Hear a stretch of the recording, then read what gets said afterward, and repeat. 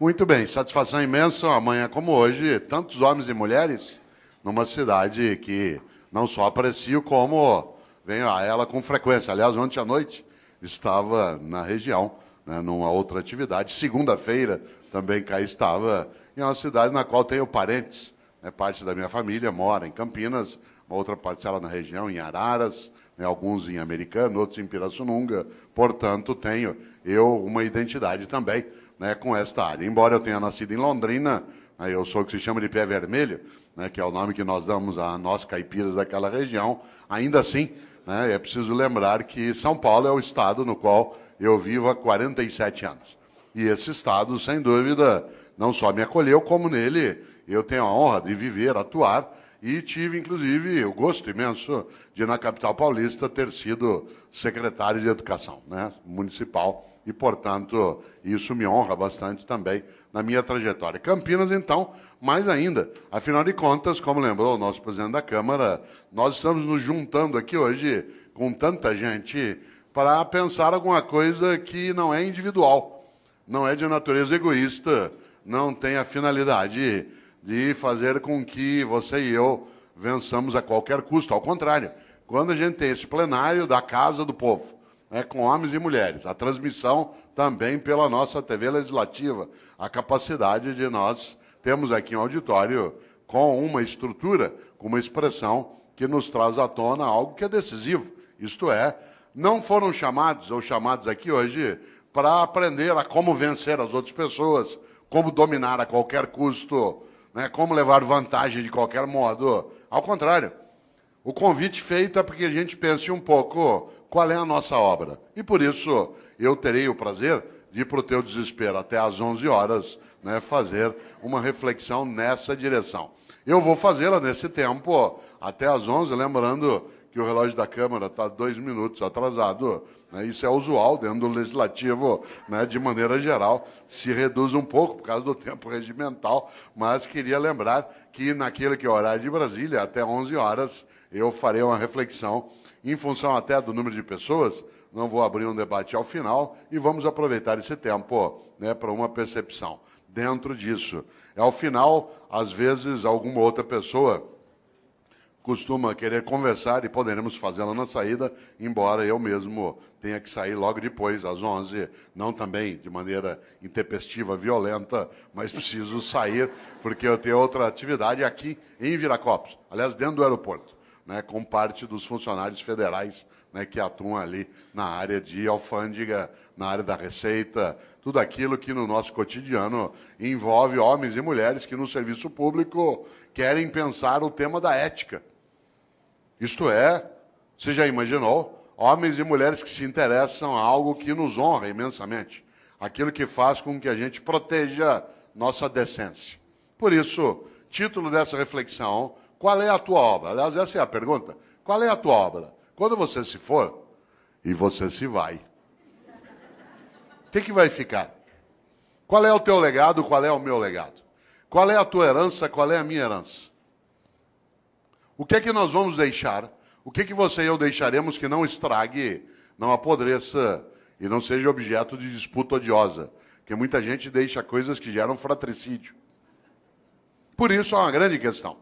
Eu gosto muito de um poeta gaúcho chamado Mário Quintana, muita gente o conhece, é um homem estupendo, que deu um azar danado, morreu há 20 anos, na mesma semana que o Ayrton Senna. E quando você é alguém muito importante, mas alguém famoso morre perto, você desaparece do circuito. Tanto que tem gente que não sabe que Mário Quintana morreu, né? Outros talvez nem de que ele viveu. Né? E Mário Quintana, um homem especial, inclusive com uma grande qualidade. Ele morreu solteiro, com quase 88 anos de idade. E ele tem a melhor resposta que eu já vi para não se casar. Todas as vezes que alguém perguntava a Mário Quintana, mas por que o senhor nunca se casou? Ele dizia, sempre preferi deixar dezenas de mulheres esperançosas do que uma só desiludida. Que é um argumento ecológico, é um argumento que nos ajuda, né, a pensar um pouco. Pois bem, Mário Quintana tem uma trova especial. Ele disse, um dia pronto, me acabo. Seja o que tem de ser, morrer, que me importa, o diabo é deixar de viver. Olha só, um dia pronto, me acabo. Seja o que tem de ser, morrer que me importa, o diabo é deixar de viver. E quando que você e eu deixamos de viver? Quando a gente tem uma vida pequena, banal, fútil, inútil, superficial. Afinal de contas, nós somos mortais. Isso significa que nós não temos a eternidade para ter uma obra que honre uma vida para que ela não se apequene. No livro Qual é a Tua Obra, aqui mencionado, que aliás dá título a esta palestra, eu menciono também um autor britânico do século XIX chamado Benjamin Disraeli. Benjamin Disraeli foi, inclusive, o primeiro-ministro da Rainha Vitória. E Benjamin Disraeli diz o seguinte: a vida é muito curta para ser pequena. A vida é muito curta para ser pequena. Já basta que ela curta seja para que eu consiga apequená-la de algum modo. E quando a gente apequena uma vida que já é curta, quando a gente tem uma vida banal, fútil, inútil, superficial, morna. Interessante. Nós temos hoje aqui um grande grupo de homens e mulheres que no campo do município ou do estado atua na atividade pública, isto é servidor. É aquele ou aquela que tem uma capacidade imensa de fazer algo especial, ganhar a vida cuidando de vida. Você quer coisa mais honrosa do que ganhar a vida cuidando de vida, mas não da própria vida. Também da própria vida, mas do conjunto da vida numa comunidade, numa cidade, num estado. E nesta hora, quero lembrar algo. De fato, a vida é muito curta para ser pequena. Nós estamos quase terminando o mês de novembro. Esse mês teve, no dia 2, a lembrança por parte de uma parcela dos cristãos que criaram o seu dia de finados. O dia de finados tem uma finalidade: fazer com que você e eu nos lembremos de algo especial, que mortais somos. Aliás, você sabe que nós somos o único animal que é mortal. Porque, embora todos os animais morram, nós somos o único que, além de morrer, sabe que vai morrer. Por exemplo, teu cachorro está dormindo sossegado agora. Teu gato está lá, numa boa. Você, desde que eu falei, está pensando. Por isso, nós não somos só mortais. Nós sabemos disso e o fazemos desse modo. Olha que coisa boa. Por isso, eu queria lembrar exatamente nessa direção. O dia 2 de novembro, para alguns, lembra exatamente a ideia de finados.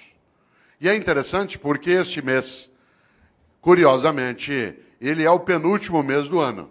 Mas ele nem sempre foi assim. Olha que coisa. Aliás, se o teu filho te perguntar, por que o mês de novembro é o mês 11? Que o mês de dezembro é o mês 12? O que você vai responder?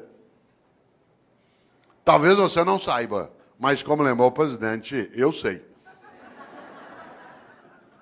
Em compensação, tem muita coisa que você sabe e eu não sei. Muita coisa que você conhece eu não conheço. Sorte sua e sorte minha. Soubéssemos as mesmas coisas, nós íamos ficar nos repetindo. Ainda bem que você sabe uma coisa, eu sei outra, a gente troca e cresce. Vida é isso. É a capacidade de partilha. Parênteses, dentro do parênteses, partilha. Vida é partilha. Homens e mulheres que não sabem partilhar não têm uma vida que possa ser tão elevada. Afinal de contas, uma vida que tem abundância é aquela em que há partilha. Exemplo, nós nos aproximamos da lembrança do Natal para algumas pessoas. Uma mesa de Natal abundante não é aquela que tem muita comida, é aquela que tem partilha. Às vezes a única coisa que você tem sobre uma mesa de Natal é comida. E muita. E nenhuma partilha. Vida é partilha. Afinal de contas, é só lembrar algo decisivo. Vários de nós aqui, ou aqueles que nos assistem, quando mais jovens, tínhamos menos dinheiro, menos recurso financeiro. A sociedade brasileira era mais pobre do que ela é hoje. Vários dos nossos pais tiveram menos dinheiro do que nós. Vários dos nossos tínhamos menos recurso. O país ele foi elevando a nossa capacidade de renda. Claro que ainda longe daquilo que a gente deseja e merece, mas absolutamente superior ao que já tivemos há 40, 50 anos. Portanto, vou contar uma coisa que quem é jovem talvez não imagine. Vários de nós, quando mais jovens, a gente ia almoçar no domingo na casa de um irmão, do pai, da mãe, de um parente. Não tinha possibilidade de fazer um almoço se cada um não levasse alguma coisa. E aí vinha um milagre magnífico na vida. Cada um de nós levava um pouquinho. Mas na hora de ir embora, todo mundo levava mais do que tinha trazido. Esse é um milagre maravilhoso. Esse é um milagre da multiplicação. Olha que coisa. Cada um de nós levava só um pouquinho. Um frango, uma maionese, uma lasanha. Mas na hora de ir embora, depois que você juntava e todo mundo comia, sobrava. E cada um levava para casa mais do que tinha levado para o almoço. Nós temos essa condição em qualquer cidade, em qualquer comunidade, em qualquer família, no planeta. Claro. Nós só não o fazemos no dia a dia porque uma parcela ainda tem uma ética absolutamente individualista, exclusiva, malévola, deletéria, destrutiva, predatória. Aliás, alguns acham que a regra na vida é cada um por si, Deus por todos. Mahatma Gandhi nos alertou sobre isso. Ele disse um dia, olho por olho, uma hora acabamos todos sem enxergar. E essa é uma coisa séria. E aqui na sala, quem não enxerga sabe muito bem o impacto que tem, né? Que não enxerga com os olhos, né? Que enxerga com os ouvidos ou com os dedos. Sabe o impacto que isso tem, né, no nosso cotidiano. Por isso, cautela. A lógica do olho por olho, ela é arriscadíssima. E se a gente observa, nós temos uma coisa séria, né, que é a nossa incapacidade, às vezes, de pensar na nossa mortalidade. Por isso, volto. Por que o mês de novembro é o mês 11? Por que o mês de setembro é o mês 9? Talvez algumas pessoas não saibam, mas até o século I a.C., até o século I a.C., no mundo romano, o ano se iniciava em 1º de março. O ano se iniciava em 1º de março. O primeiro dia do ano era 1º de março. E o último era 28 de fevereiro. Por isso, quando o ano se iniciava em março, setembro era o mês 7. Outubro era o mês 8. Novembro era o mês 9. Foi Júlio César que alterou o calendário e colocou janeiro e fevereiro no início do ano, produzindo alguns distúrbios. Um deles que o segundo mês do ano passou a ser um mês mais curto. E antes ele era o último, servia para ajustar o calendário. O segundo distúrbio é que parte dos meses o nome perdeu o sentido. Novembro virou mês 11. Olha quanta coisa inútil você não sabe. Mas eu sei. E eu partilho contigo, agora você sabe também. Olha que coisa boa. Pouco a pouco o mundo foi adotando o dia 1º de janeiro como o primeiro dia do ano. O único país do mundo em que o ano continua começando em março é o Brasil, né, que é um país clássico, né, um país clássico que não aceita essas modernidades de Júlio César. E para nós, não é março, ainda não começou. Né? Olha que coisa interessante. No entanto, no passado se usava o último dia do ano, que no caso era 28 de fevereiro, para pensar sobre a vida. Você sabe que a palavra fevereiro ela vem de uma divindade etrusca, o nome do mês, de uma divindade etrusca que é Februa. Februa é a divindade da purificação, da queima, da febre. Porque a febre, ela purifica. Isto é, ela faz com que haja a anulação daquilo que não serve e a proteção daquilo que serve. Nesta hora, quero lembrar algo. Os antigos, no mês de fevereiro, usavam o final do ano para pensarem sobre o que tinham feito e o que deveriam fazer. Nós passamos a fazer isso com dezembro. Quando se aproxima 31 de dezembro, alguns e algumas têm o hábito de pensar naquilo que fizeram. Isso é típico de algumas religiões, entre elas o judaísmo, o islamismo e o cristianismo, que tem uma ideia muito forte na vida. Tenha você ou eu religião ou não, há uma questão séria nessas religiões. Elas têm uma coisa chamada juízo final. Na crença dessas religiões. O que me assusta na ideia de juízo final não é o fato de ser final, mas o fato de ser juízo. Porque na crença dessas religiões, insisto, acredite você ou não, essa é uma questão tua privada, há algo decisivo. Elas acreditam que ao final da tua existência, a divindade vai te chamar no canto e falar, vem aqui para um particular. Seguinte, durante a tua vida, por que fez o que fez? E por que não fez o que não fez? Aliás, por que fez o que fez do modo como fez? E por que deixou de fazer o que deveria ter feito? Essa é uma pergunta séria. Algumas pessoas na vida não esperam o dia de juízo final para meditar sobre isso. Vão fazendo durante a própria vida. Pois bem, os cristãos construíram, a partir da influência judaica, uma percepção. E essa percepção ela se consignou na ideia também de juízo final, no último livro da Bíblia dos cristãos, que é aquele que fala do fim, que é o livro da Revelação, ou o livro do Apocalipse. Quem aqui tiver uma Bíblia cristã, dê uma olhada um dia. Esse livro é um livro terrível. Ele não é terrível porque é horroroso, mas porque ele traz algumas coisas para meditar. E se você observa, lá no livro do Apocalipse, no capítulo 3, versículo 15 e 16, os cristãos escreveram: Deus vomitará os mornos. Deus vomitará os mornos. Aliás, a frase completa é: porque tu não és quente nem frio, hei de vomitar-te. Olha que frase forte. Conhece gente morna? Gente que não é quente nem fria. Gente que é mais ou menos. Que é quente ou frio, não. Que não cheira nem fede. Sabe gente morna? Morna no trabalho, morna na comunidade, morna na prefeitura, morna na Câmara, morna na escola. Morna. Não é quente nem fria. Gente que não tem compromisso, que não cheira nem fede. Mais ou menos compromissado, mais ou menos competente, mais ou menos servidor, mais ou menos religioso, mais ou menos político. Mais ou menos. Sabe gente morna? Que não cheira nem fede. Deus vomitará os mornos. Sabe aquela pessoa que é morna? Morna no casamento. E aí, como é que está o casamento? Tá ruim com ele, pior sem ele.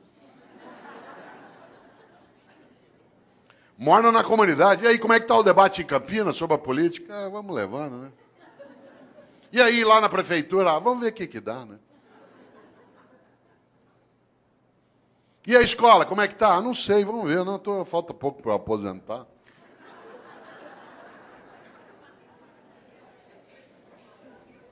Deus vomitará os mornos. Gente que é morna na amizade. Você vai apertar a mão dela, com licença, ela dá só a pontinha do dedo. Você aperta aquela minhoca desmilinguida. Você vai abraçar, a pessoa abraça meio de lado, meio parece que tem nojo. Sabe gente que economiza afeto? Pessoas que esquecem que afeto e conhecimento é uma coisa que se você guardar, você perde. Afeto e conhecimento, guardou, perdeu. A única maneira de ter afeto e conhecimento é repartir. Gente que é morna na cidade, morna no casamento, morna no serviço público. Morna, não é quente nem fria. É morna na religião. Conheço gente, por exemplo, que vai a um culto ou a uma missa. Um dos meus sobrinhos é pastor presbiteriano aqui em Campinas. E às vezes a gente brinca, né, sobre isso, curiosamente.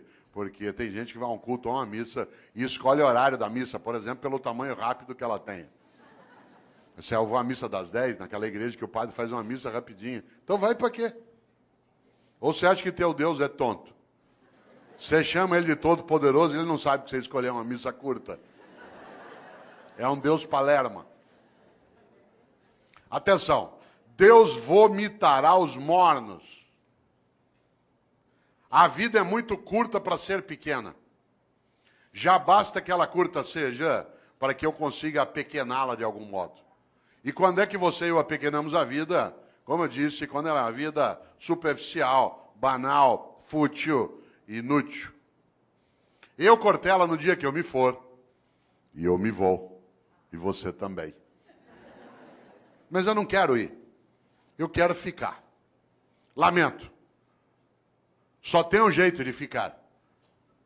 Se você fizer falta. Eu tenho um livro chamado Viver em Paz para Morrer em Paz. E nesse livro eu faço uma pergunta na capa, que eu queria fazê-la aqui agora.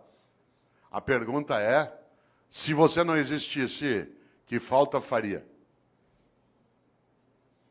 Não pense nisso numa sexta-noite após beber um pouco. Se você não existisse, que falta faria? Por exemplo, tem gente que faz uma falta imensa. Tem gente que faz uma falta imensa na tua vida. Alguém que te criou, alguém que te apoiou, alguém que estava contigo. E tem gente que não faz falta nenhuma.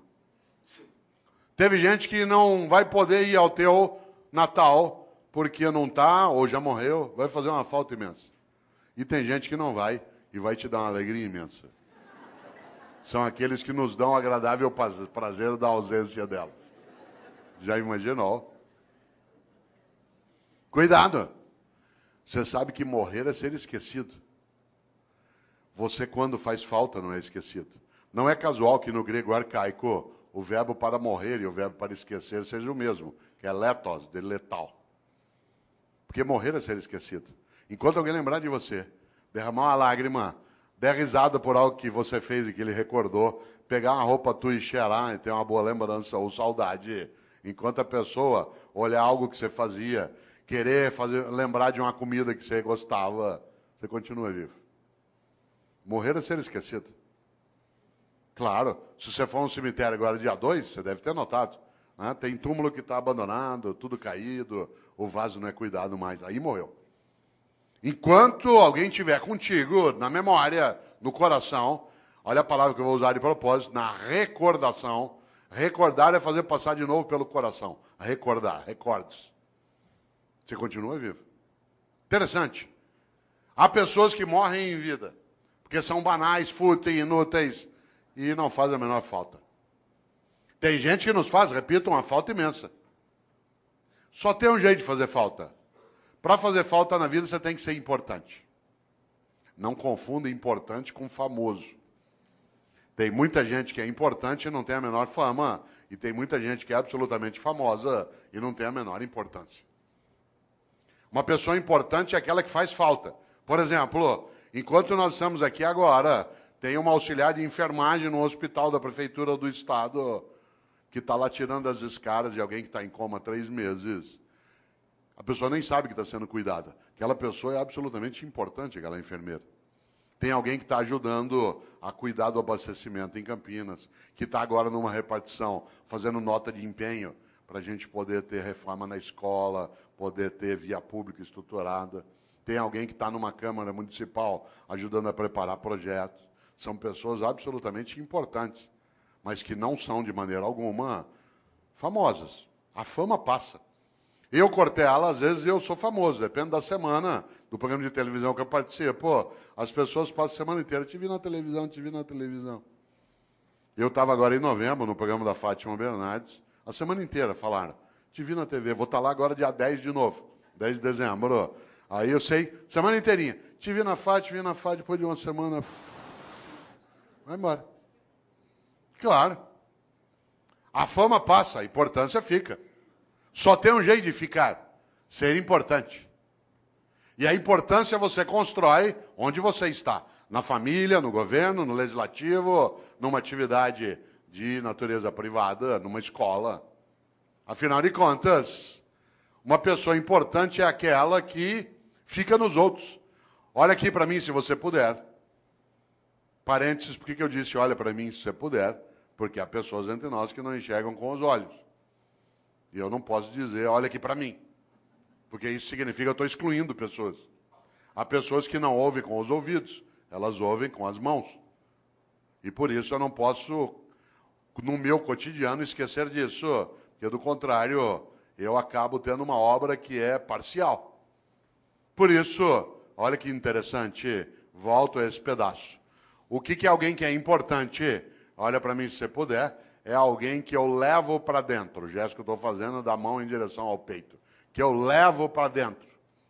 Quando alguém te importa, porta para dentro, importar. Você se torna importante quando alguém te leva para dentro dela. Quanta gente é importante? Olha que coisa. Levou para dentro. Mário Quintana, um homem especial. Um homem estupendo. Ele, inclusive, fez uma coisa que eu gosto demais. Ele, durante anos, trabalhou vários poemas que eu aprecio, mas houve uma coincidência entre mim e ele, que eu até conto no livro, que você estava me mostrando, o Viver em Paz para Morrer de Paz. Mário Quintana sempre me inspirou. E eu, Cortella, nascido em Londrina, até 10 anos de idade não havia televisão na minha cidade. Não havia TV. E por isso, à noite, eu ficava pensando. E uma das coisas que eu ficava pensando era, no dia que eu morrer, qual vai ser o meu epitáfio? Isto é, o que eu quero que escreva no meu túmulo? Eu já tinha tendência à inutilidade filosófica. Né? E eu ficava imaginando o que eu quero que escrevam no meu túmulo. Hoje eu não tenho mais essa questão, porque eu não quero mais ser sepultado. Eu quero ser cremado. Essa é uma decisão individual, mas eu acho a cremação mais ecológica, inclusive. Muito mais adequada. Há um impacto ambiental no sepultamento. Por exemplo, se chineses e indianos aderissem ao sepultamento, nós teríamos problemas sérios. A cidade de São Paulo, que é onde eu moro, tem o segundo maior cemitério do mundo, que é o cemitério da Vila Formosa. Tem 1,5 milhão de corpos sepultados lá. Você imagina o impacto disso no lençol freático, na proliferação de insetos, de roedores. É uma questão séria, mas é uma questão cultural séria. Eu, inclusive, quis debater na cidade de São Paulo o uso do crematório, porque São Paulo só tem um crematório, que é da Vila Alpina. E eu quis fazer uma campanha pela cremação na cidade de São Paulo, quando eu era secretário de Educação. Consegui, inclusive, o patrocínio da Caixa Econômica Federal para fazer cartaz, para debater, e só não fiz porque a prefeita, na época, que era Luiz Erundina, achou que a cidade não ia entender direito. Ela estava certa. Mas eu tinha feito um cartaz, que eu vou usar ainda. Né? Vou usar, não deu. Era um cartaz que o patrocínio da Caixa para discutir cremação, escrito assim, vem para a caixinha você também. Certo? Mais claro, né? Mais claro impossível. Eu, claro, hoje não quero mais ser sepultado, mas quando eu queria, eu ficava imaginando qual seria. Aliás, minha mãe, que é uma pessoa, como várias das mães de alguns aqui, absolutamente importante, mas não é famosa, ela é contrária à cremação. E como toda mãe, ela acha que ela é eterna. Porque ela não quer desistir de cuidar. Essa é a obra dela. E há uma coincidência gostosa em casa. Ela nasceu no dia 5 de março e eu também. Eu nasci no dia do aniversário dela. Família organizada, faz planejamento estratégico. Né? E uma coisa boa é que nós fazemos aniversário, claro, no mesmo dia e acontece uma coisa evidente. A comemoração é sempre junto. E você sabe que aniversário a gente fala de vida e de morte, por causa da idade. E no aniversário que ela fazia 84 anos, o ano passado, né? Ela fazia 84 anos, nós estávamos em volta, netos, bisnetos, todo mundo ali, alguns dos meus filhos, e eu lembrei para um dos filhos algo na hora do almoço. Falei, vocês não esqueçam, né, que papai quer ser cremado, não quero ser sepultado. Minha mãe, aos 84 anos de idade, virou e falou assim, eu não vou deixar você ser cremado. Claro, é Highlander. Por quê? Por uma razão. Quem ama não desiste. Quem ama não desiste. Quando você está começando a desistir de algo, é porque você está começando a deixar de amar. E é interessante, porque qual é a suposição? Que ela vai adiante e vai cuidando. Nessa hora, volta a um polo, nesse pedaço. Eu, em Londrina, um dia cheguei ao epitáfio que eu queria. Aí eu sosseguei. Encrenca. Há 8 anos eu fui a Porto Alegre, cidade a qual eu vou com frequência, e todas as vezes que eu lá vou, visito as coisas do Mário Quintana. Porque ele viveu 27 anos finais de vida num hotel no centro de Porto Alegre, que foi fechado, vendido, se transformou ali na Casa de Cultura Mário Quintana. E eu lá fui, como faço sempre, há 8 anos. E pela primeira vez, eu nunca tinha feito isso, não é proibido. O quarto em que ele viveu, ficou lá a escrivaninha dele, a mesa, né, o guarda-roupa, os livros dele. E aí eu cheguei lá e comecei a mexer no caderno do Mário Quintana. Não é proibido. De repente, quase caí sentado, porque ele houvera anotado no caderno qual era o epitáfio que ele queria para o túmulo dele. E eu quase caí sentado, porque ele tinha escolhido para o túmulo dele a mesma coisa que eu tinha escolhido para o meu. Claro que ele não copiou de mim. Né? Mas nós tivemos uma inspiração assemelhada. Sabe o que Mário Quintana mandou escrever no túmulo dele? A maior verdade que eu conheço. Ele mandou escrever no túmulo dele algo que parece piada, não é. Ele mandou escrever no túmulo dele, eu não estou aqui. Olha que coisa maravilhosa. Eu não estou aqui. Eu não estou aqui. Onde está Mário Quintana? Em nós. Na amizade que repartiu, na solidariedade que ofereceu, na felicidade que construiu, na solidariedade que protegeu, na sexualidade que assumiu, na religiosidade que praticou. Onde está Mário Quintana? Em nós. Por isso, a vida é muito curta para ser pequena.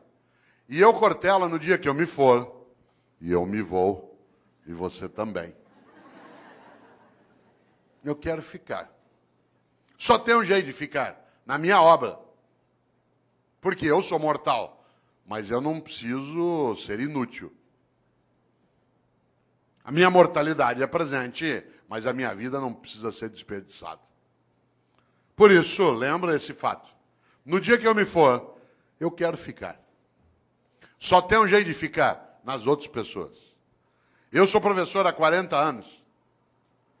Parte da minha obra é exatamente isso. Alguns aqui são servidores públicos há 15, 20 anos. A tua obra é aquilo que você faz no dia a dia para ajudar a proteger essa comunidade. Outros trabalham em tribunais de conta.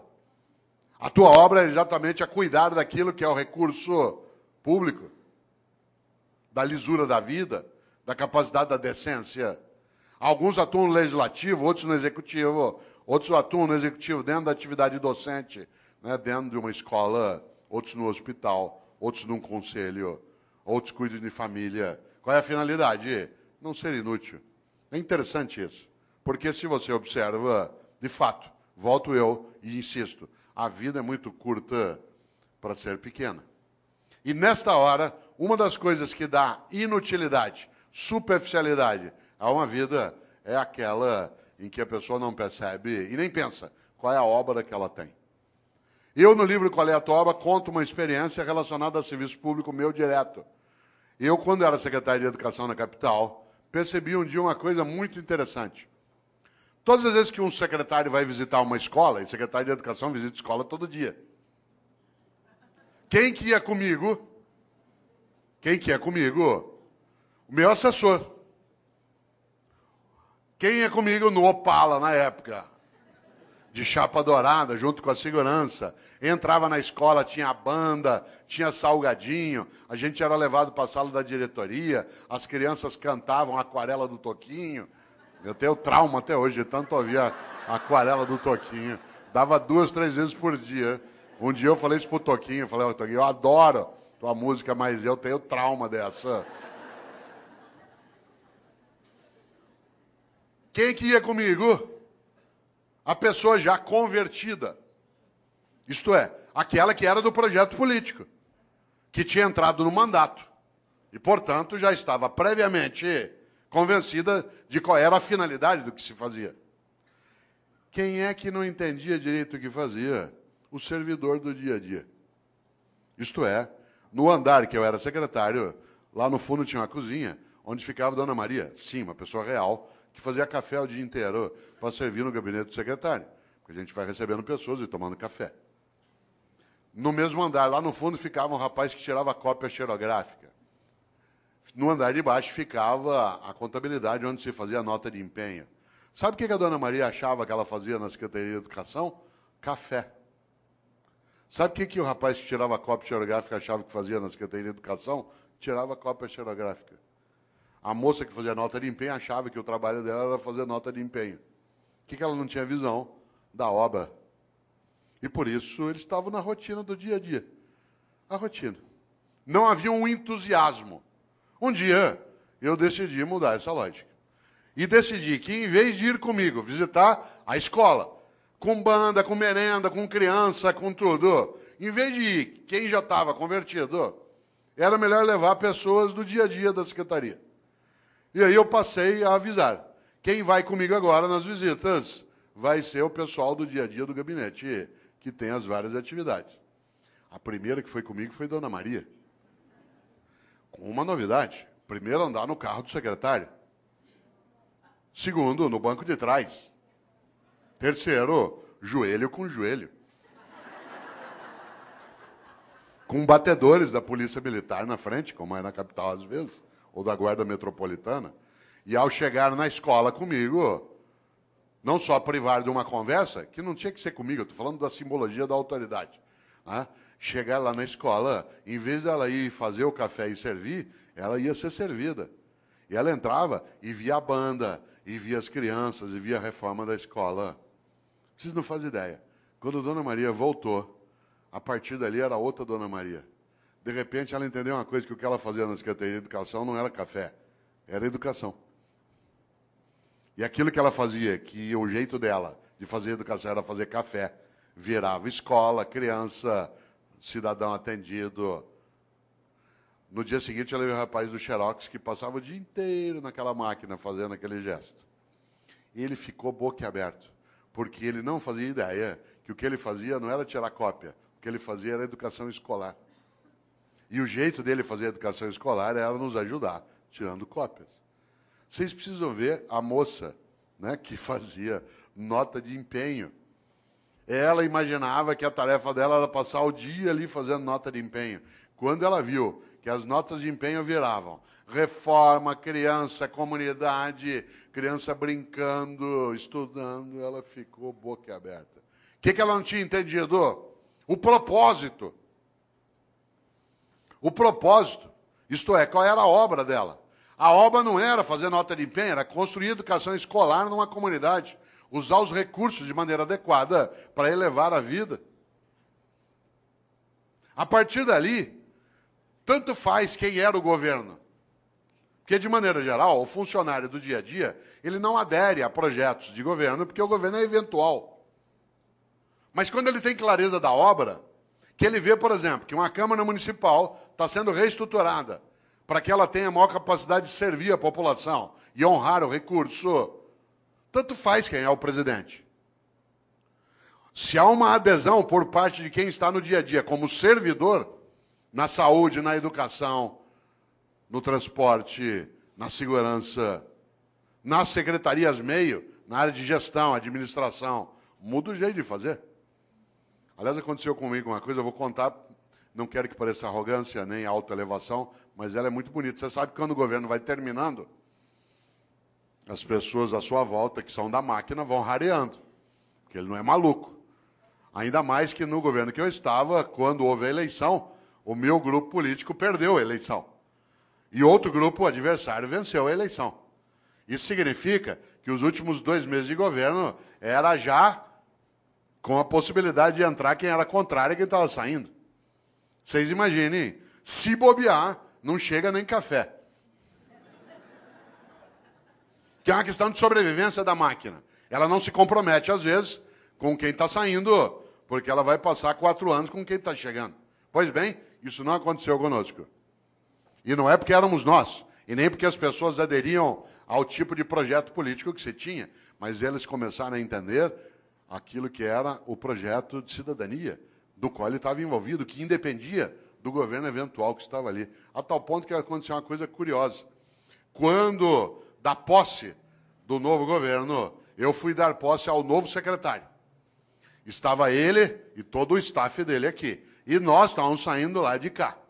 E o auditório lotado, na época era na Avenida Paulista, lotado de servidores que estavam ali para a posse de quem chegava e a despedida de quem partia.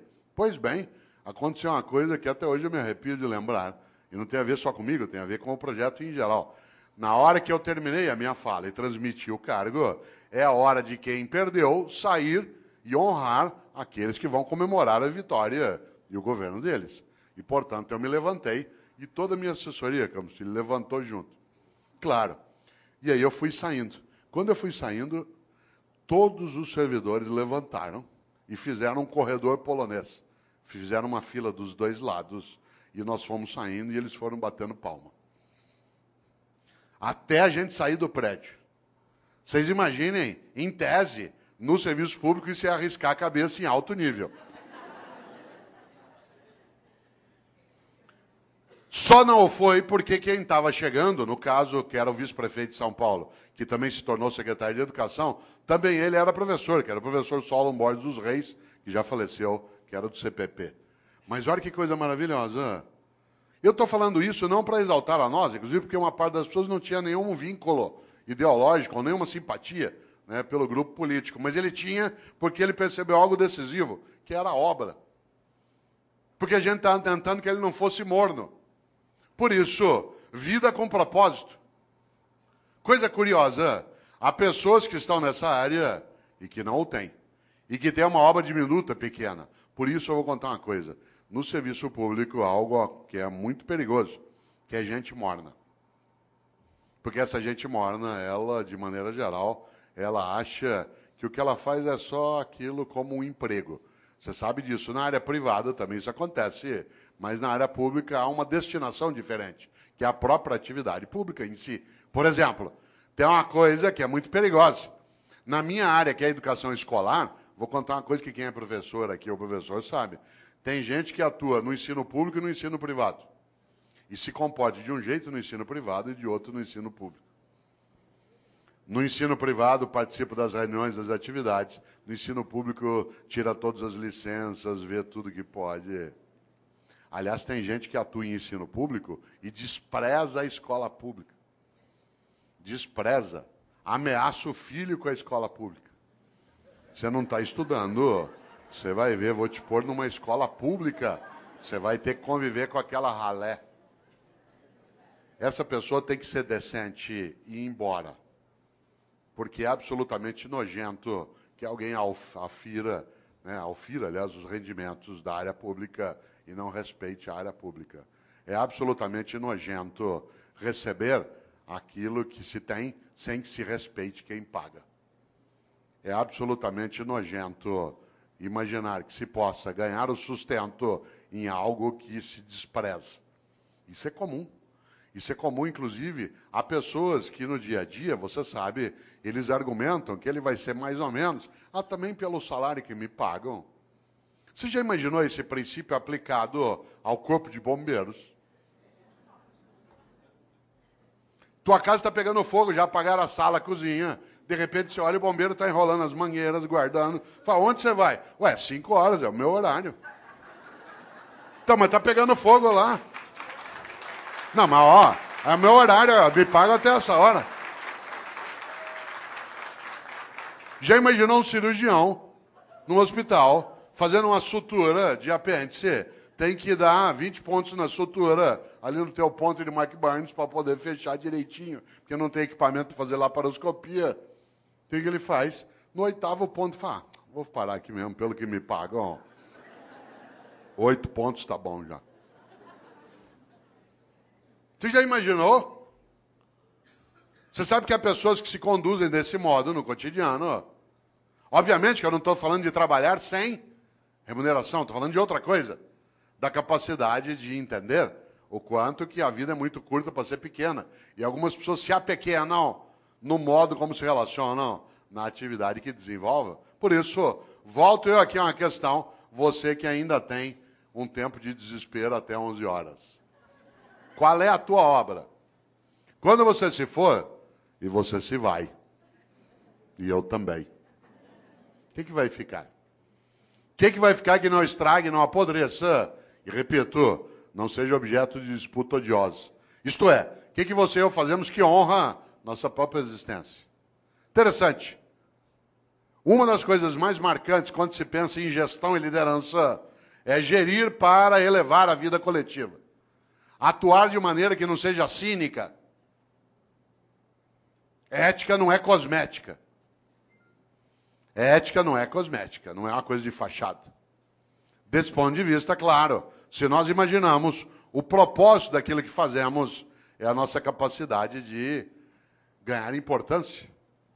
Eu já observei, você também, várias situações em que algumas pessoas, elas não deveriam estar naquela atividade, especialmente em alguns ramos da atividade pública, porque ela, primeiro, não merece que o povo pague o salário dela, porque ela finge, e segundo, ela despreza aquele lugar. Mas há outras pessoas que, é claro, merecem muito mais do que recebem.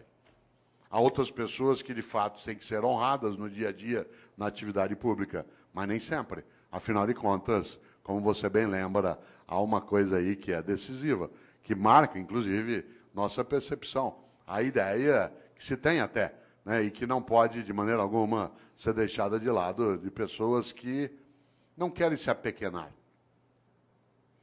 Curioso.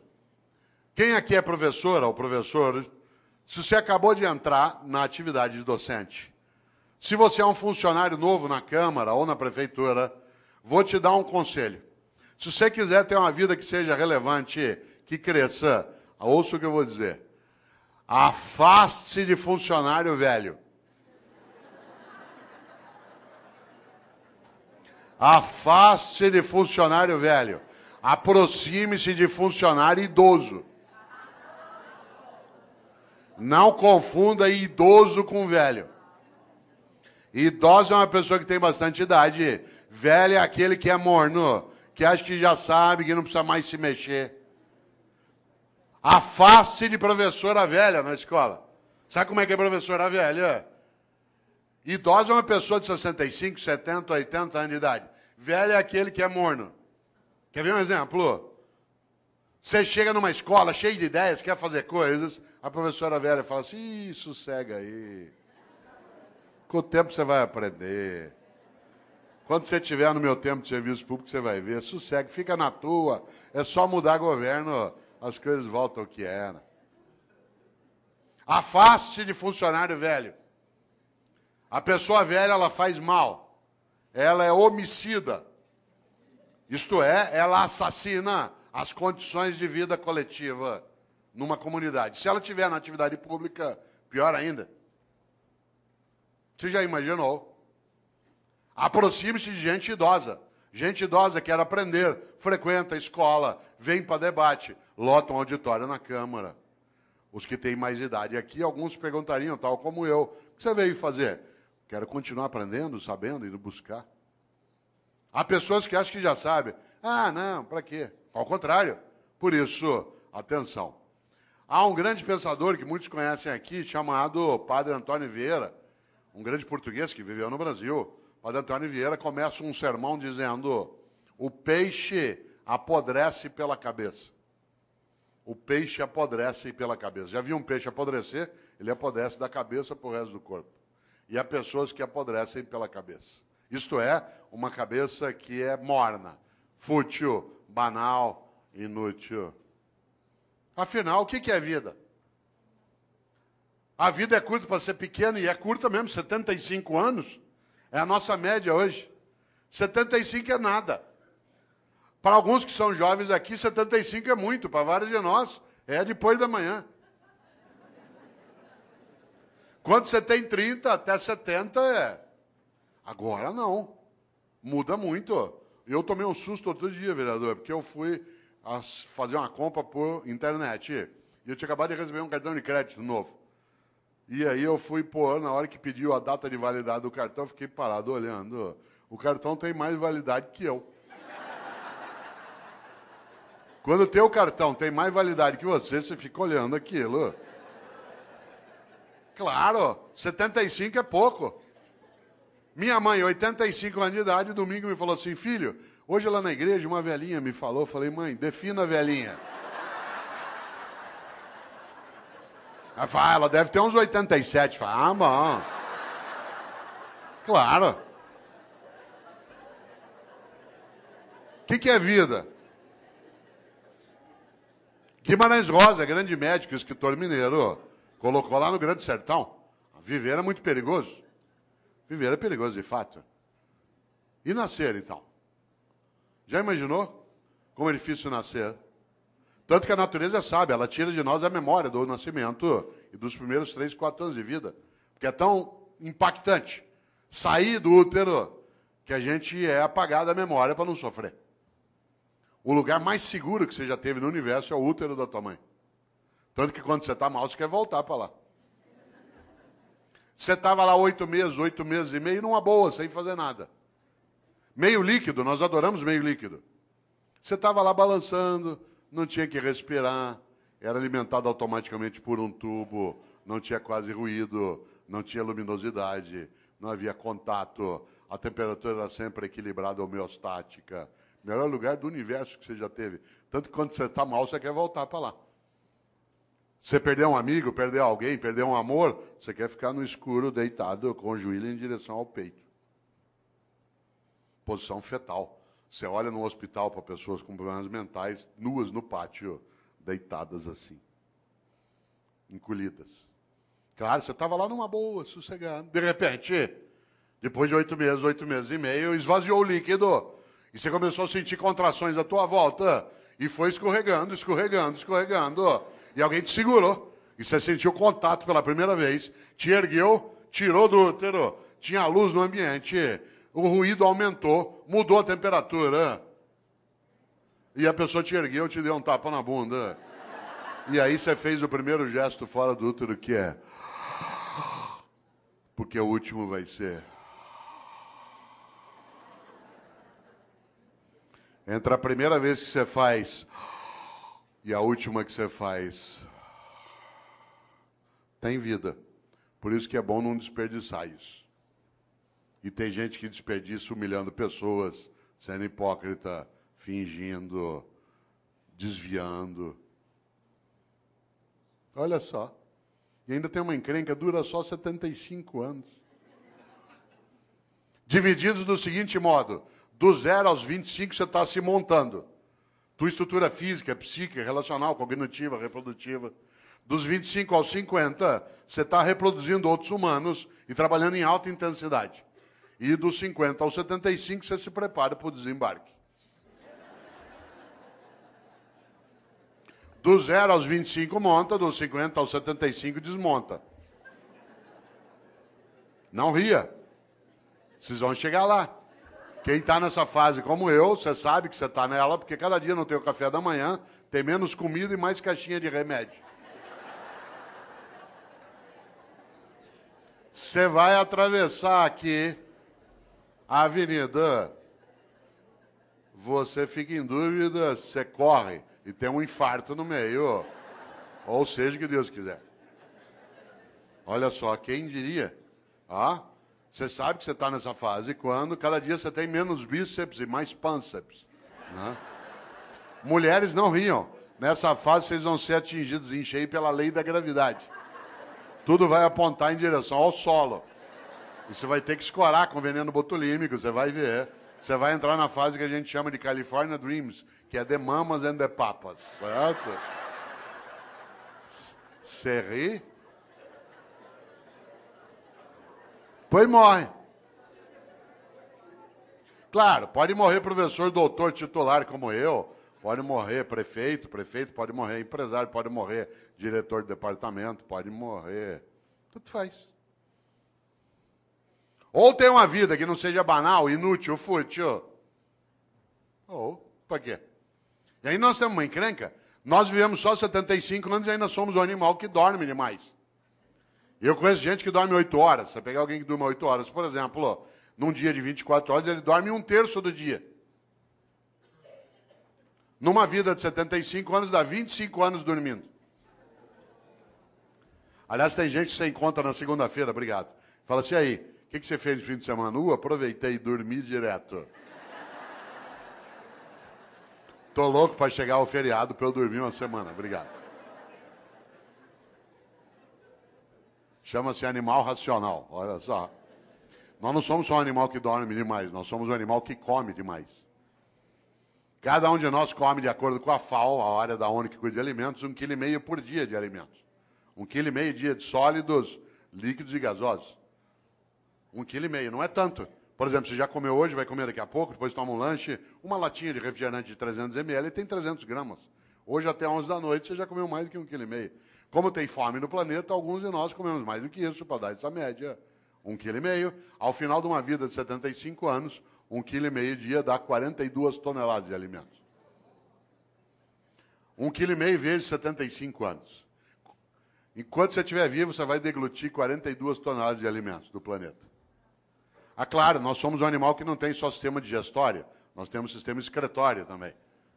E por isso, para o planeta não sair do eixo, a lei de Lavoisier tem que imperar. Cada um de nós também libera diariamente 1,5 kg de dejetos, sólidos, líquidos e gasosos. O que ao final de uma vida dá 42 toneladas de excrementos. Quando você se for, o planeta não será mais o mesmo. Você terá deglutido 42 toneladas dele e deixará como herança às próximas gerações 42 toneladas de excrementos. Qual é a tua obra?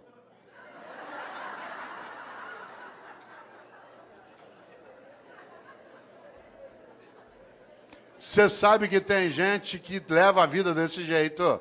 Ela destrói o ambiente, humilha pessoas, furta, desvia, finge, só para poder dormir mais do que necessita, comer e excretar em banheiros especiais. Esse é o reino da mediocridade. As revistas que mais vendem são as que mostram chiques e famosos nas suas camas, nas suas mesas e nos seus banheiros. Os programas de TV que mais fazem sucesso são os que mostram pessoas trancadas numa casa ou numa fazenda, comendo, bebendo e excretando pelos 7 ou 8 orifícios que tem. Reino da mediocridade.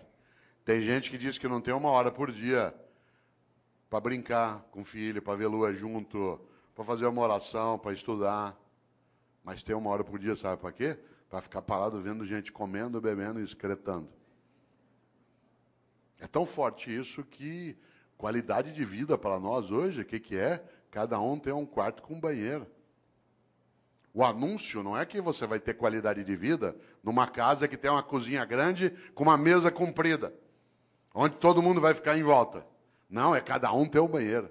É vida privada, isso é subir na vida. Cada um poder ter um banheiro dentro de casa. Você já imaginou? Não é o lugar da partilha, da convivência. Isso é um risco. Claro. Já pensou? Depois morre. Se bobear, não fará falta. Interessante. Aliás, sabe o que uma pessoa fala quando ela está morrendo? Quem aqui é da área de medicina sabe disso?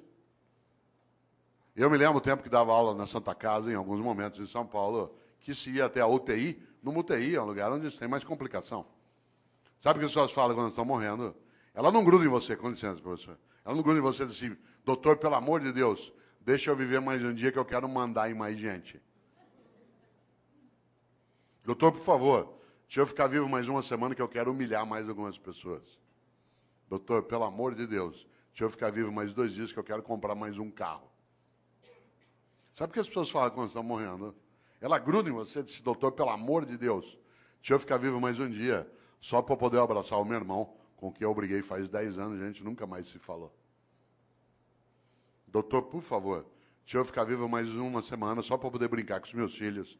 Eu achei que eu não tinha tempo para fazer isso. Doutor, pelo amor de Deus, deixa eu ficar vivo mais 1 hora, só para poder dizer para minha mulher o quanto que eu a amo, porque eu achei que se eu falasse muito isso, ela ia ficar mal acostumada, o que é verdade. Sabe do que as pessoas falam na hora da partida? Daquilo que importa na travessia.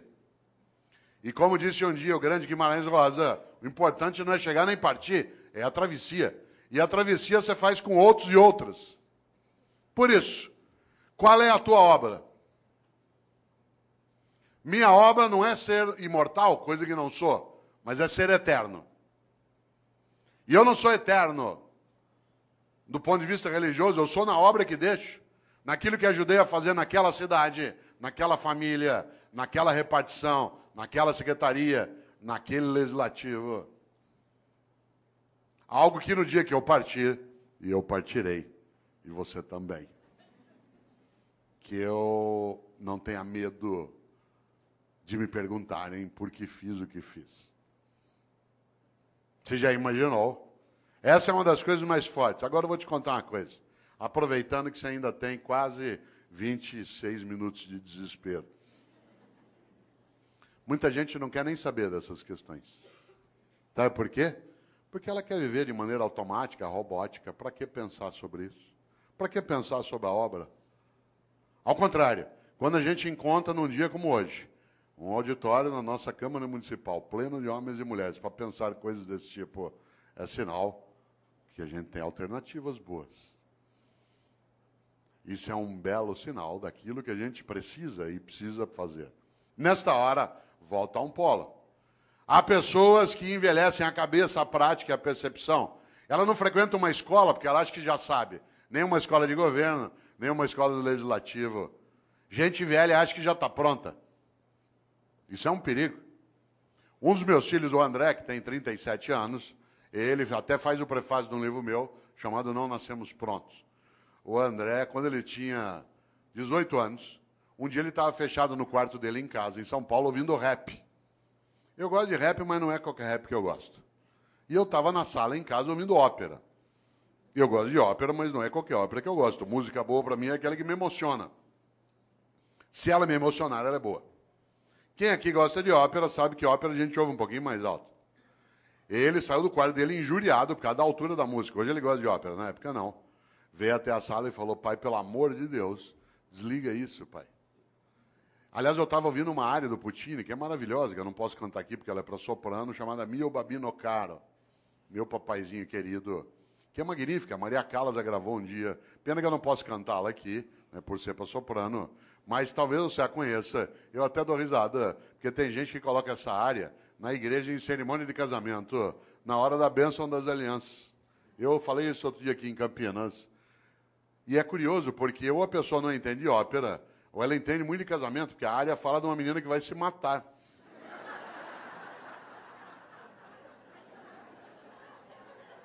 Você sabe que a coisa mais perigosa que existe na vida é incompetente com iniciativa. Incompetente com iniciativa é um perigo numa secretaria, num centro cirúrgico, num fogão, no volante de um ônibus, numa sala de aula. Você já pensou? Aliás, deixa eu ver se eu tenho. Olha que coisa interessante. Mio Babino Caro, meu papaizinho querido, né, que é exatamente do grande, do especial Puccini. E é gostoso porque talvez aqui nessa sala tenha gente que tenha colocado essa música até um dia no casamento. Não vou. Se você fez isso, fique tranquila e quietinha. Quer ver, ó? Vamos ver se tem. Olha que bonito, quer ver, ó? Ó,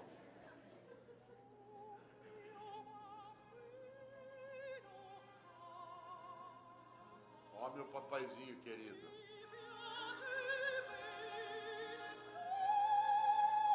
Tenha piedade de mim. Eu aqui na beira da Porta Rossa, né, em Florença. Ou se o senhor me dá esse anel de noivado, eu me mato.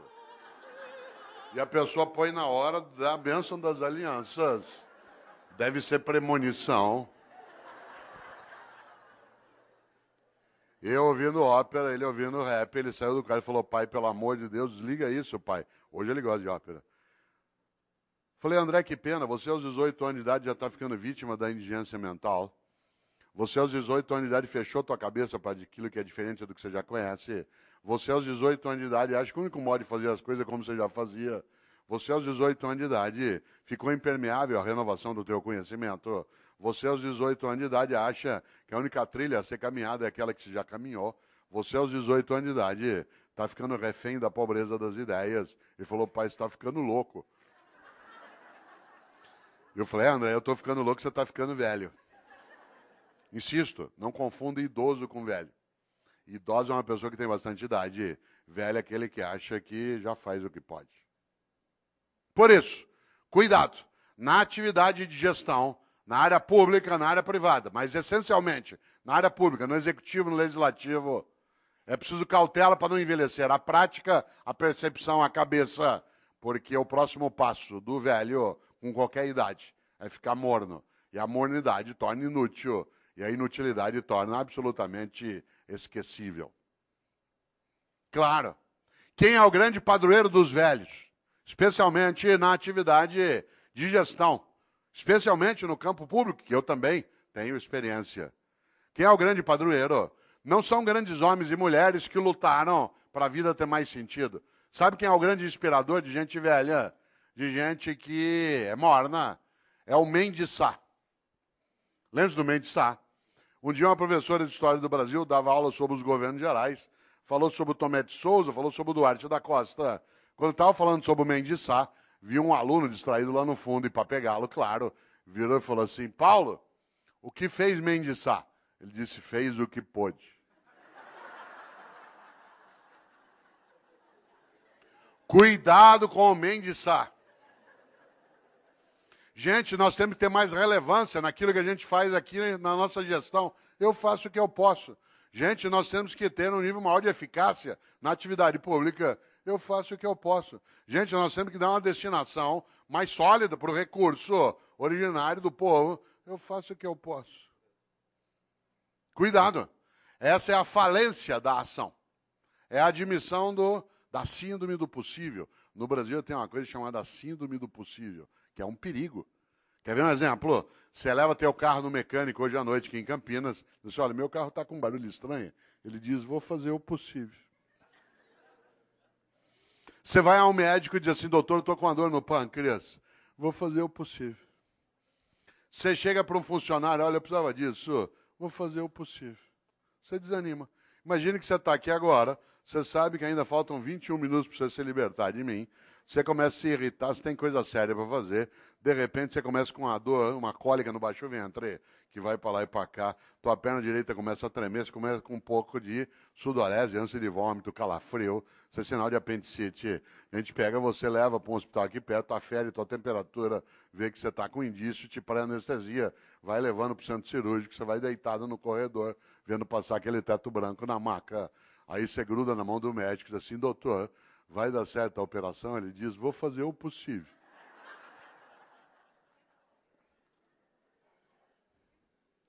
Você quer ficar ali mesmo. Nessa hora nós temos de aprender uma coisa com os norte-americanos. Não é tudo com eles que a gente aprende, não é tudo deles que a gente rejeita. Tem várias coisas deles que a gente não precisa aprender. Parênteses, há 4 anos, presidente, eu estava em Brasília, aliás, onde estarei amanhã, né, que eu tenho um evento lá. Eu estava em Brasília e trabalhando ali 3 dias e estava lá o Obama, com a comitiva.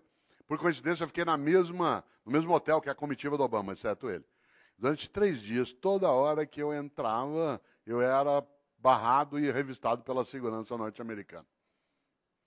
3 dias sendo revistado. No terceiro, não aguentei. Cheguei para o chefe da segurança norte-americana e falei o seguinte, eu sou brasileiro. Eu vou te contar uma coisa. Nós nunca demos um tiro num presidente nosso. Por que eu ia querer dar no teu?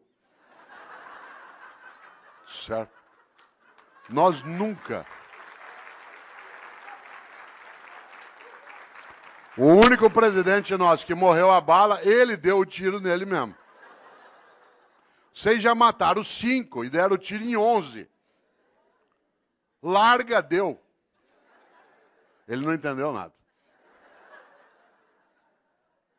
Mas tem coisas nos americanos que a gente tem que observar. Por exemplo, quando você pede uma coisa para o norte-americano, ele diz, I will do my best. Vou fazer meu melhor. Atenção. Não é uma questão de idioma, é uma questão de atitude. É absolutamente diverso. Fazer o possível e fazer o melhor. Por isso, pergunto aqui para você agora, mas não quero que você responda, só que você reflita. Na tua atividade, na atividade que você tem no executivo, na prefeitura, no estado, está fazendo o possível ou o melhor? Não é o melhor do mundo, é o teu melhor, na condição que você tem, enquanto você não tem condições melhores para fazer melhor ainda. Pergunto de novo, mas não responda. Está fazendo o possível ou o melhor? Insisto, não é o melhor do mundo, se for ótimo. É o teu melhor, na condição que você tem, enquanto você não tem condições melhores para fazer melhor ainda. Porque se você ou eu, podendo fazer o meu melhor, me contento com o possível, eu caio num lugar perigoso chamado mediocridade. Uma pessoa medíocre é aquela que é morna, que está na média, que não é quente nem fria. Lembra quando você chegava da escola que tinha boletim escrito, o pai olhava 6 em português, 5,5 em matemática, 4 em história. Pai, deu para passar. Medíocre. Deixa, eu toco minha vida. Isso é mediocridade. Insisto, uma pessoa medíocre é aquela que, podendo fazer o melhor, se contenta com o possível. Exemplo, mediocridade é falta de capricho. Capricho, sabe o que é capricho? Capricho é você fazer o teu melhor na condição que você tem, enquanto você não tem condições melhores para fazer melhor ainda. Exemplo, minha mãe e eu moramos na mesma rua em São Paulo, por coincidência, e às vezes eu passo na casa dela no fim da tarde.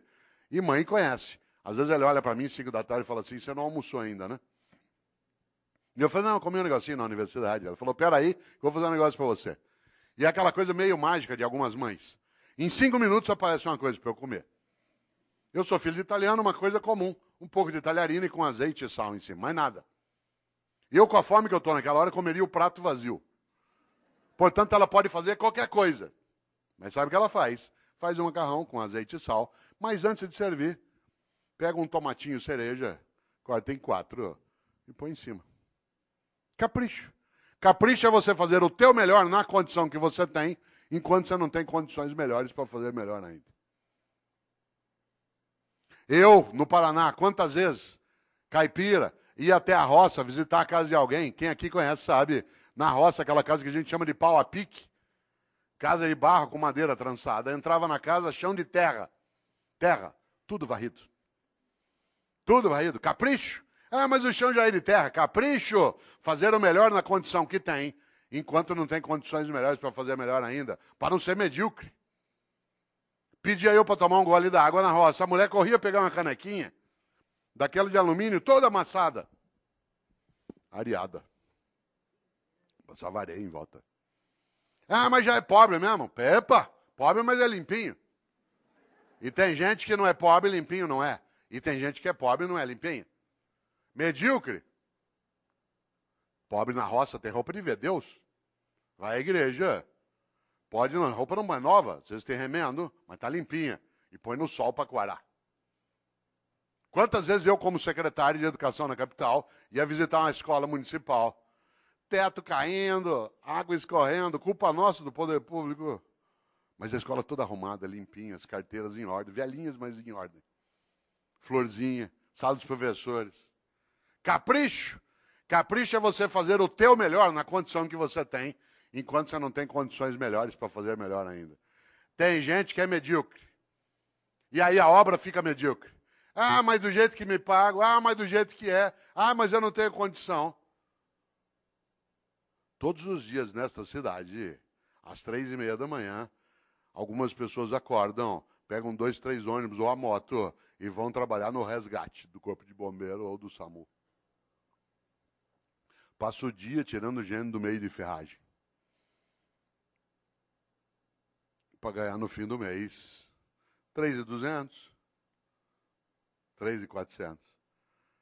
Já imaginou? O que ele faz ali? O melhor. Se você perguntar para ele por que ele faz, ele falou, porque é importante fazer. Fazer o melhor naquela condição.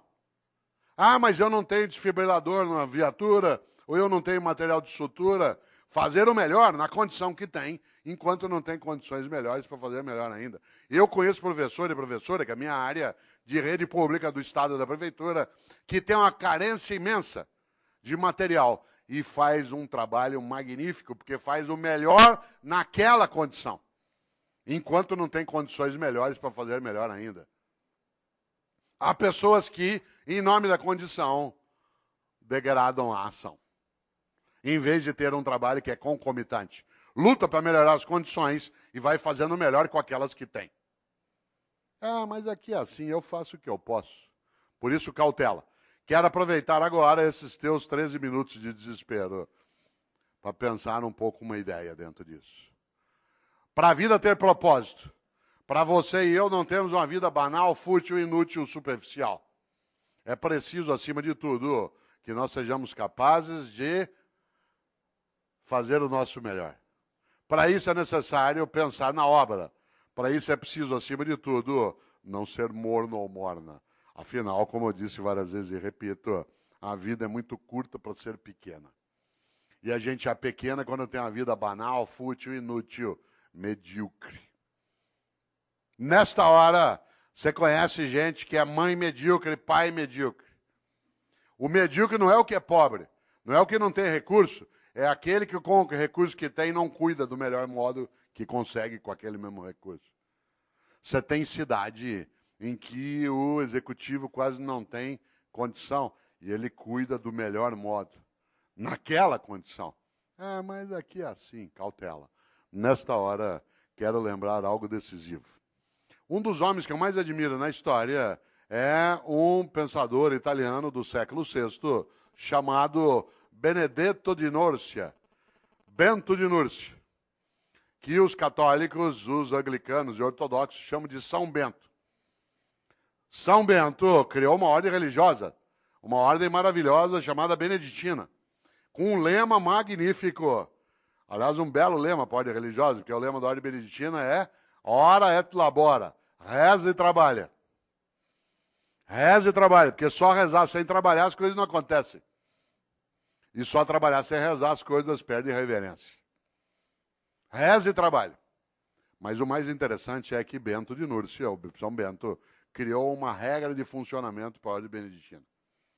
Essa regra diz o que o monge pode e não pode fazer, deve e não deve fazer.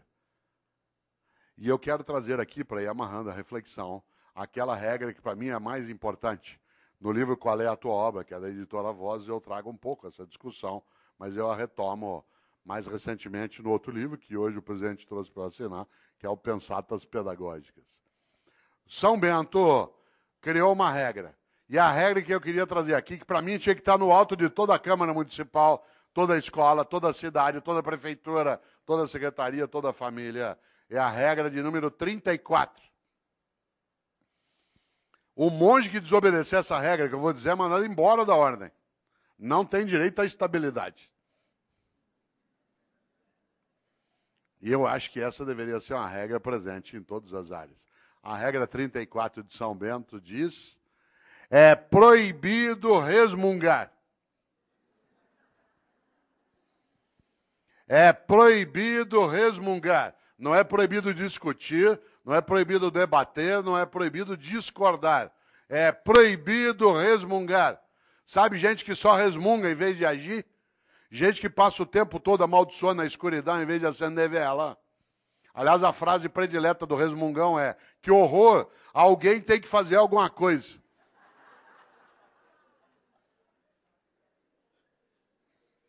É proibido resmungar. Não é proibido discutir, debater e discordar. Mas o resmungão é medíocre. Aliás, todo resmungão é vagabundo. Toda resmungona é vagabunda. E a melhor maneira de não precisar fazer nada é acreditar que nada pode ser feito. Por isso, todo vagabundo e toda vagabunda tem uma característica: é pessimista. Aliás, é tão vagabundo que nem chama a si mesmo de pessimista, chama de realista. Porque a melhor maneira de não precisar se mexer é achar que não há nada que vale mexer. Por isso, todo vagabundo ou vagabunda é pessimista e prefere acreditar que nada pode ser feito. Tudo que você propõe, ele diz, não vai dar certo. Vamos fazer uma escola legislativa e não funciona. Vamos fazer uma escola de governo, para quê? Vamos mexer na organização da Câmara, vamos estruturar um Tribunal de Contas no Estado que cada vez mais possa dar decência ao recurso coletivo. Isso aqui no Brasil. Opa! O pessimista é, acima de tudo, alguém que se aproxima do bandido. Não por escolha, mas por omissão. Como diz uma antiga frase, os ausentes nunca têm razão. Vamos fazer uma palestra para discutir qual é a tua obra e isso não funciona, não vem ninguém. Ó. O que faz o otimista? Tem uma encrenca. O otimista tem que ir atrás, juntar, procurar, chorar, se arrepender, querer largar. Falou, vou largar isso, eu vou sair disso aqui. Para quê? Não funciona. Mas o pessimista, ele tem uma coisa. Ele não tem esforço nenhum a fazer. Aliás, o pessimista, você já notou, a única coisa que ele faz é sentar e esperar dar errado. Aí você fala assim, mas não está dando errado. Ele fala, espera que você vai ver. O otimista tem que estudar, fazer curso, ir atrás, se arrepender, querer largar, juntar com outro, voltar e repensar, chorar de vez em quando. Mas o otimista tem uma grande vantagem. A vida dele não é pequena. Pode até ser curta. Mas olha só, para quê? Não vai funcionar. Para quê? Por isso, atenção, agora que você ainda tem 7 minutos. É proibido resmungar. Não é, repito, proibido discordar e debater. Resmungar, sim. Nós vivemos em 2014 no Brasil uma coisa belíssima. Um debate sério, em vários momentos, em outros nem tanto. Numa eleição, nós não estamos habituados a debater. A tal ponto que metade quase tentou matar a outra metade. Porque ele não está habituado ao debate no dia a dia. E nós estamos aprendendo a fazer. Mas nós tivemos coisas que são maravilhosas. São 7 eleições em seguida, num país de 514 anos, primeira vez. Bom demais, democracia é uma coisa que a gente constrói junto. Democracia não é ausência de ordem, é ausência de opressão. Claro que a ordem tem que existir. Democracia não é ausência de ordem, é ausência de opressão. Nesta hora, O que diz o pessimista? Ah, isso não vai funcionar. Olha só. O que faz o otimista? Junta, volta, vai outra vez, se arrepende, se candidata, não quer mais, acha que esse chefe vai liquidar, resiste mais um pouco, vou esperar, quem sabe ele morre. Ué, a natureza também nos ajuda em algumas coisas. O que eu quero dizer com isso? Qual é a tua obra? Quando você se for, e você se vai, e eu também, o que vai ficar? Eu tenho certeza, você não quer ser medíocre, nem eu. A gente não quer ter como nosso patrono Mendes Sá. Eu faço o que eu posso. A gente não quer envelhecer a cabeça, a prática, a percepção, a própria vida. O que a gente quer? Fazer o melhor na condição que a gente tem, enquanto a gente não tem condições melhores para fazer melhor ainda. Diz, mas Cortella dá na mesa, sabe por quê? Porque tanto faz se eu faço o melhor ou não, não vai acontecer nada. Essa é a hora que é necessário lembrar exatamente que é proibido resmungar. Você só terá uma coisa a ganhar se você não for medíocre. Uma vida que não seja fútil, inútil, banal. Afinal de contas, independentemente de existir ou não, um juízo, essa é uma questão individual, vale algo decisivo. De novo, Mário Quintana. Um dia pronto, me acabo. Seja o que tem de ser. Morrer que me importa. O diabo é deixar de viver. Aliás, outro gaúcho, Aparício Torelli, que apelidou a si mesmo de Barão de Itararé, tem uma frase que parece óbvia, não é? Ele dizia, a única coisa que você leva da vida é a vida que você leva. A única coisa que você leva da vida é a vida que você leva. Mas eu queria lembrar, para ir amarrando, algo especial. Um grande homem estupendo, chamado Albert Schweitzer. Um homem que, inclusive, tem influência sobre a cidade de Campinas, porque pessoas que dirigem aqui, o Boldrini, estudaram com Schweitzer e o conheceram também. Schweitzer foi um grande professor e um grande médico. Aliás, ele foi o Nobel da Paz, de 1952. Schweitzer, quando tinha 30 anos de idade, achou que como professor era pouco, que ele queria ser mais importante, não famoso, mais importante. E ele decidiu aos 30 anos de idade fazer medicina. E aí ele foi embora. E 7 anos estudando medicina. Formou-se, sabe o que ele fez? Foi embora para a África, lá para o Gabão. E ficou 50 anos no Gabão, meio século, colocando a vida dele a serviço dos outros. Aliás, no dia que ele morreu, tem uma coisa curiosa. O corpo do Albert Schweitzer está sepultado na Europa, mas o coração está no Gabão. Porque quando ele morreu, o povo do Gabão quis o coração dele, fisicamente. Está sepultado lá no Gabão. Schweitzer, tem uma frase para você e eu não esquecemos, e é a penúltima que direi. Disse Schweitzer um dia, a tragédia não é quando um homem morre. A tragédia é aquilo que morre dentro de um homem enquanto ele ainda está vivo. Olha só, a tragédia não é quando um homem morre. A tragédia é aquilo que morre dentro de um homem enquanto ele ainda está vivo. E o que não pode morrer? A dignidade de uma vida que não seja banal, fútil, inútil, superficial. Mas queria lembrar algo que, aliás, é a última frase do livro Qual é a Tua Obra? Onde está essa reflexão que aqui fiz. Que é uma frase de um francês, que é François Rabelais, que foi monge beneditino. Um homem do século XVI, para quem gosta de literatura renascentista, escreveu o Garganto, a Pantagruel. O especial François Rabelais tem uma frase que eu vou dizer 2 vezes. Ele disse, conheço muitos que não puderam quando deviam, porque não quiseram quando podiam. Digo de novo. Conheço muitos que não puderam quando deviam, porque não quiseram quando podiam. A gente quer, pode e deve. Isso significa que a gente consolida algo que é a nossa capacidade de obra. E agora quero concluir lembrando algo. dizendo a quem chegou de pouco depois que eu não abriria um debate em função do número de pessoas e porque era uma reflexão, mas agradecendo imensamente tantos homens e mulheres que aqui vieram hoje para a gente pensar um pouco como elevar a nossa vida, que já é curta, mas que não precisa ser pequena de modo algum. E que cada um e cada uma de nós saiba, no seu dia a dia, a importância de fazer o melhor, em vez de se contentar com o possível. Afinal de contas, é isso que nos levará a ser importantes, a sermos levados para dentro. Por isso, quero terminar com a frase de alguém que eu acho especial, que é Chico Xavier. Eu não sou espírita, não tenho nenhuma crença reencarnacionista, mas acho Chico Xavier um homem santo. Aliás, se eu tivesse alguma autoridade sobre os católicos, ia pedir para nomeá-lo santo, de tão importante. Ele passou a vida, em vez de resmungar, tentando serenar as pessoas, fazendo o que podia, que era o melhor dele na condição que tinha.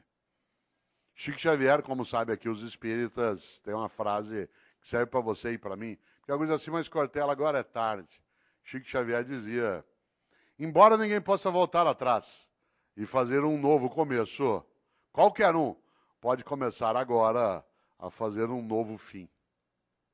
Olha só, embora ninguém possa voltar atrás e fazer um novo começo, qualquer um pode começar agora a fazer um novo fim. Por isso, lembro eu aqui para fechar, você e eu temos sim de construir uma vida que nos torne importantes. E quando a pergunta vier, se você não existisse, que falta faria ter clareza da resposta?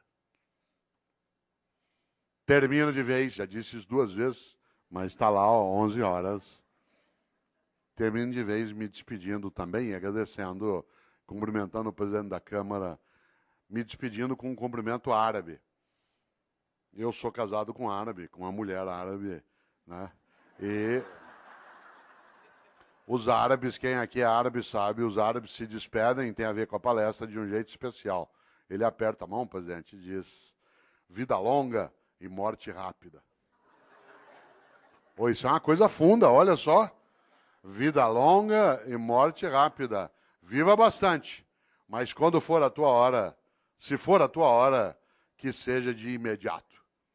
Esse é um desejo fortíssimo. Vida longa e morte rápida. Obrigado.